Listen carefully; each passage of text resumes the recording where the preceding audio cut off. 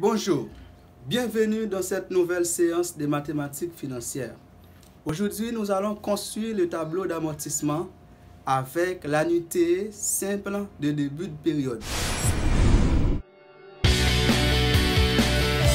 Lors d'une séance précédente, on a construit le tableau d'amortissement avec une annuité simple de fin de période.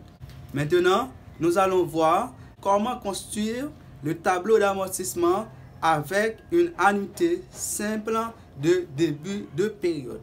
À titre de rappel, on a vu déjà que l'annuité simple de début de période est caractérisée par un ensemble de versements qui sont effectués au début de chaque période. Mais pour une annuité simple, les versements sont effectués à la fin de chacune des périodes. Pour rembourser une dette avec une annuité simple de début de période, c'est-à-dire précisément avec des versements qui sont effectués au début de chacune des périodes, vous devez commencer à rembourser à la période 0. La différence entre l'annuité simple de fin de période et l'annuité simple de début de période. Pour une annuité simple de début de période, vous devez commencer à rembourser au début de la période. Tandis que pour une annuité simple de fin de période, vous devez commencer à rembourser à la fin de la période suivante. Maintenant, nous allons construire ce tableau d'amortissement. Je vous conseille de regarder la vidéo précédente sur le tableau d'amortissement avec une annuité simple de fin de période. Maintenant, nous allons enchaîner avec cette partie qui concerne l'annuité simple de début de période. Voyons ici les éléments constitutifs du tableau d'amortissement. On a les périodes, les versements, les intérêts, les amortissements et le solde de la dette. Dans le cas d'une annuité simple de fin de période, on a déjà vu dans une vidéo précédente que le dernier versement se fait à la période N. C'est-à-dire si on a à effectuer 5 versements, dans le cadre d'une annuité simple de fin de période, le dernier versement doit s'effectuer à la période 5. Mais si c'est une annuité simple de début de période, le dernier versement doit s'effectuer à la période N-1. C'est-à-dire, dans le cadre d'une annuité simple de début de période, on a à effectuer ici 5 versements, mais le dernier versement doit s'effectuer à la période 4, N-1. C'est-à-dire que nous n'allons pas faire un versement à la période 5. Maintenant, un exemple pour comprendre, c'est que on a une dette de $3 000, avec un taux d'intérêt de 10%. La durée du prêt est égale à 5 ans. Ok? Les versements se font au début de chacune des périodes. On nous demande de construire le tableau d'amortissement en calculant la valeur de Y. Nous allons construire le tableau d'amortissement. Au niveau du tableau d'amortissement, après avoir calculé la valeur du versement périodique, le versement se compose de deux parties. Une partie représente l'intérêt sur l'emprunt et l'autre partie représente l'amortissement de la dette. Comment peut-on déterminer la valeur de Y, la valeur du versement, dans le cadre d'une annuité simple de début de période? On a ici une valeur présente, je dis VP bar pour indiquer que c'est une annuité de début de période. La formule de la valeur présente d'une annuité simple de début de période s'écrit de la manière suivante. Y facteur de 1 moins 1, ouvre parenthèse, 1 plus I, exposant moins N, le tout sur I, et à multiplier par le facteur moins N, à multiplier par le facteur 1 plus I, multiplié par le facteur 1 plus I. Ça, c'est la formule qui va nous permettre de calculer la valeur présente d'une annuité simple de début de période. Maintenant, calculons la valeur de Y. On va remplacer les lettres par leurs valeurs. Ici, on met la valeur présente 3000 égale à Y, inconnu, ouvrir parenthèse, 1 moins 1 plus le taux d'intérêt effectif est de 10%, c'est-à-dire 0,1 exposant la durée qui c'est 5 moins 5, le tout sur 0,1, facteur de 1 plus 0,1. 1 plus 0,1. Y est égal à 719,45 $. Maintenant, nous allons remplir le tableau d'amortissement. Les versements sont constants de 719,45 $ chaque année.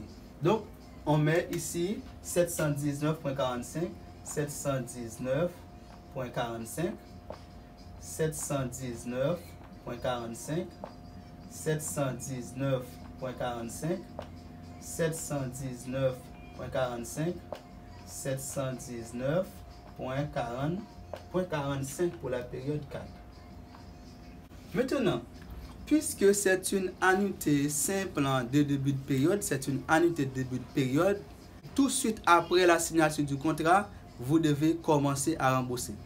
Lorsque vous avez un prêt, vous avez remboursé par des versements au début de chacune des périodes, même côté vous contractez ou signez un contrat, ou prenez un prêt, même côté à tout, vous commencez à verser. C'est-à-dire que pour qu'on gagne intérêt, il faut gagner une période de temps qui est écoulée par rapport avec les cobles dans mon an.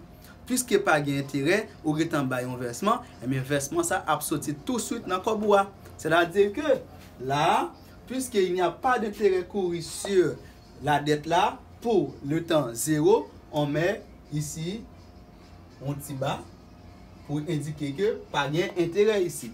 Ici, il n'y a pas d'intérêt.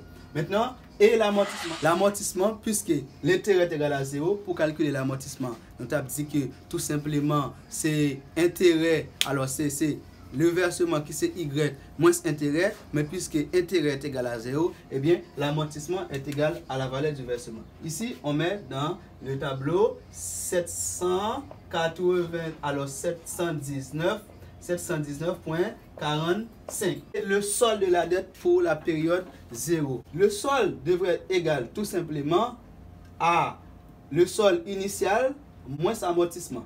Ok? Solde avant, c'est-à-dire 3000 moins avant amortissement. Pour déterminer le solde, nous avons dit solde pour la période 1 est égal à 3000. La dette au temps 0 moins amortissement. 3000 moins amortissement, comme amortissement est égal à versement, égal à 719,47, on dit que c'est 3000 moins 719,45. Le solde au temps 0 est égal à 2280,55. C'est-à-dire, même côté au fait prêt, ou tout commence à rembourser. Ou pas au lieu où la caillou à 3000 $, ou la caillou à 2280,55 $ parce que vous avez commencé à rembourser là-dedans. Maintenant, pour une annuité simple de début de période, intérêt à commencer à ajouter, c'est à partir de la deuxième versement. C'est à partir du deuxième versement à commencer à gagner intérêt. Maintenant, nous allons calculer l'intérêt. C'est le solde au temps avant, c'est-à-dire le solde au temps 0, qui c'est 2280,55 à multiplier par 0,1. Le montant de l'intérêt là est égal à multiplier par 0,1, 228,006. On a arrondi à l'unité. Donc on met ici 228,006 pour l'intérêt au temps 1. Maintenant, et l'amortissement. L'amortissement, c'est le versement moins intérêt. Versement moins intérêt, c'est-à-dire 719,45. 719,45 moins intérêt qui c'est 228,06. 491,39. Et le solde, toujours la même formule. Le solde, c'est le solde avant moins amortissement après. Solde égal à 2280,55 moins amortissement qui c'est 491,39. Le solde est égal à 1789,16. 1789,16. Ici, on met 1789,16. On continue l'intérêt pour la deuxième période. L'intérêt pour la deuxième période, intérêt c'est le solde avant 1789,16 1789,16 pour la deuxième période, à multiplier par le taux d'intérêt qui c'est 0,1. L'intérêt est égal à 178,91. Et l'amortissement c'est 719,45 moins 719,45 moins l'intérêt 178,91. 540,53. Ici, on met 540,53. On continue pour le sol. Le sol, toujours pour la même période, le sol est égal à sol avant 1789,16 moins amortissement qui c'est 540,53. 1248,63. Ici, on met 1248,63. L'intérêt pour la troisième période. Le sol avant, c'était 1248,63 à multiplier par 0,1 égale 124,86. L'intérêt est égal à 124,86. Et l'amortissement est égal à versement qui c'est 719,45 moins intérêt 124,86 égale 594,59. Et le sol 1248,63 moins l'amortissement c'est 594,59. 654, cela nous donne 654,004. 654,004. L'intérêt pour la quatrième et dernière période est égal à, donc intérêt, le sol avant 654,04 à multiplier par 0,1. Cela nous donne 65,40. Intérêt égal à 65,40. Ok, 65,40. Ici, on met 65,40 pour l'intérêt de la dernière période. Donc, et pour l'amortissement, amortissement va égal à 719,45 moins l'intérêt qui c'est 65,40.